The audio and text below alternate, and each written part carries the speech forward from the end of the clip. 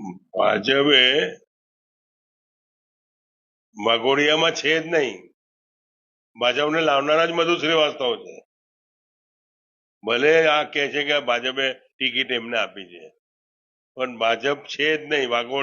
વાઘોડિયામાં ભાજપ હોત તો અશ્વિનભાઈ પટેલ જ ચૂંટણી જીતી ગયા હોત વાઘોડિયાના અંદર, ભાજપના અંદર. તમને તો અપક્ષ તરીકે ભાજપ કોંગ્રેસ કરતા બી વધારે વોટ આપ્યા, તો તમને કઈ પક્ષાંતર લાગે છે? તો તમને કઈ ખોટું કરવું છે, લોકોની ખોટી જમીનો લીધી હોય, કઈ ઓઇલનો કઈ ધંધો કરવો હોય, એ કઈક ધંધા કરવા માટે તમે પાછા ભારતીય જનતા પાર્ટીમાં આવો છો. લોકો કહી રહ્યા છે કે ભારતીય જનતા પાર્ટીમાં બધા કોંગ્રેસના લોકો વિલીકરણ થઈ રહ્યા છે. તે વિલીકરણ કોંગ્રેસના લોકો વિલીકરણ ભાજપમાં થઈ રહ્યા છે એના માટે કે કરપ્શન કર્યું છે, એટલે ભ્રષ્ટાચાર કર્યું છે, એટલા માટે કોંગ્રેસમાં જાઓ એટલે ક્લીન ચીટ. તઈ જુઓ તો વોશિંગ મશીન છે, જેવી ખરડાયેલો હોય અને વોશિંગ મશીનમાં જાય એટલે શુદ્ધ થઈને આવી જાય. આ ભાજપની નીતિ છે. ભાજપ એક દાડે પસ્તાવશે. આવા લોકોને લઈને ભાજપ ને પસ્તાવો આવવાનો છે. જે દાડે નરેન્દ્ર મોદી રહ્યા નહીં તે દાડે ભારતીય જનતા પાર્ટીને બહુ મોટી તકલીફ પડવાની. હું તો ખુલ્લો મેદાન છે, લડવાનો છું. લડવામાં તો કોઈ ચિંતા નહીં. હિન્દુસ્તાન આઝાદ છે, બધાએ લડવાનું જોઈએ. હું બી લડવાનો છું. ભાજપ છોડીને લડવાનું છે.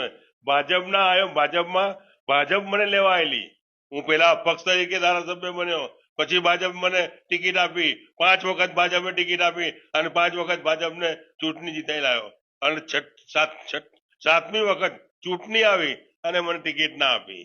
મને ટિકિટ આપી, ભલે હું અપક્ષ લડ્યો, ભલે હારી ગયો, પણ ભાજપ તો નહીં આવી ને. અને ભાજપ નથી આવી એના કારણે કે ભાજપને લાવનાર જ બધું શ્રીવાસ્તવ હતા.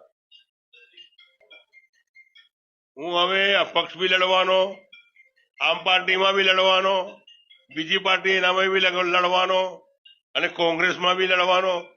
ભાજપ છોડીને કોઈ બી પાર્ટી આપશે એનામાં લડવાનો અને ભાજપ વિરુદ્ધ જવાનો. હું ભાજપમાં સંપર્કમાં નથી. હું સુરત ગયો હતો પાટીલ દાદાને મળવા માટે, કે ભાઈ CR પાટીલને મળ્યો હતો અને મળીને એ જ કહીને આવ્યો કે મારે કોઈ ચૂંટણી લડવી નથી, કોઈ મારે ચેરમેનગીરી નહીં જોઈએ. મેં એટલા માટે આવ્યો છે કે મારો દીકરાએ મને કીધું કે પાટીલ દાદાને મળી આવો પપ્પા, એટલે પાટીલ દાદાને મળવાનું. પાટીલ દાદાને એ જ કહ્યું કે મેં પાટીલ દાદા તમને મળવા આવ્યો છું. અને પાટીલ દાદા કોને કહેવાય? મોટા ભાઈને મરાઠીના અંદર મોટા ભાઈને દાદા કહેવાય. હું દાદા કહીને તમને મળીને આવ્યો અને એ બી કહીને આવેલો કે સંસદની સીટમાં આ બેનને ટિકિટ આપશો એનો સખ્ત મારો વિરોધ રહેશે. એ તો હવે પતી ગયું. એવી પાર્ટીએ પૂરું કરી દીધું. આ વિધાનસભાના અંદર આ જે વ્યક્તિ ખરેખર લોકોના સંપર્કમાં નથી અને લોકોના કામ નથી કર્યા, લોકો ઓળખી ગયા એમને ખાલી એમની મિલકત બચાવી છે, એમને 2 નંબરના ધંધા કરવા છે, એમને કોઈ ઉદ્યોગપતિને હેરાન કરવા છે, કોઈ વેપારીઓને હેરાન કરવાના છે, રોડ રસ્તા બનાવવાના અધિકારીઓને હેરાન કરવા છે, કે પાણી, લાઇટ, ડ્રેનેજ, ગેસ એની ચિંતા કરો ભાઈ. આવી ચિંતા ના કરો કે હારી ગયા મરાય. એ તો હારજીત લાગેલી હોય. 2 પહેલવાન છે, કુસ્તી લડે, કોઈ હારી જાય, કોઈ જીતી જાય. મેં કીધું ને પેલા તો અપક્ષ લડવાનો છું. અપક્ષ લડવાનો, અપક્ષ સાથે સાથે કદાચ આમ પાર્ટી આવે તો ઝાડુ લઈને કચરો સાફ કરવા ઝાડુ લઈને ચાલવાનો છું.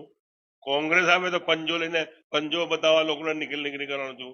પણ આ વાઘોડિયાના અંદર મારે એમને બતાવવું છે કે ભાઈ લોકો વિકાસ કરતા હોય, સેવક તરીકે કામ કરતા હોય, એ લોકોને જ પ્રજા ઓળખી શકે છે, બીજા કોઈ નહીં ઓળખે. રંજનબેન જોડે એટલો જ વિરોધ હતો મારો કે તમે તમારા ફાર્મ હાઉસમાં સાકરદામાં ફાર્મ હાઉસમાં બેહાડીને બધાને બોલાયા, મને એકલા ના બોલાયા અને મારી ટિકિટ કટ કરાવી. એ ખોટું કર્યું છે. એનો બદલો બજરંગબલી દાદાએ લઈ લીધો છે. મેં કઈ કશું કર્યું નહીં. મેં વિરોધ કર્યો ખરો, પણ મેં કઈ ટિકિટ કપાવવા દિલ્હી કે કઈ એફઆર નથી ગયો ભાઈ.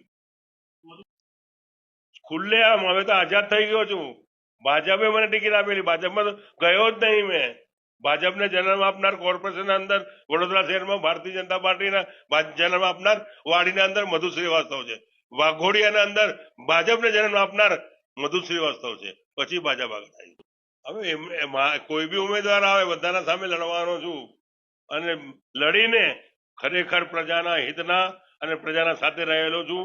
પ્રજાને કામ હશે મારું અને મેં નિસ્વાર્થ લોકોના કામ કર્યા હોય, ના કોઈ મા બહેનના ઉપર નજર ફરાઈ, ના કોઈ કોન્ટ્રાક્ટરો ઉપર ખરાબ કર્યો, ના કોઈ ઉદ્યોગપતિને હેરાન કર્યો. શિક્ષણ ક્ષેત્રના અંદર બી લોકોને સહયોગ કરવાના પ્રયાસ કર્યા છે.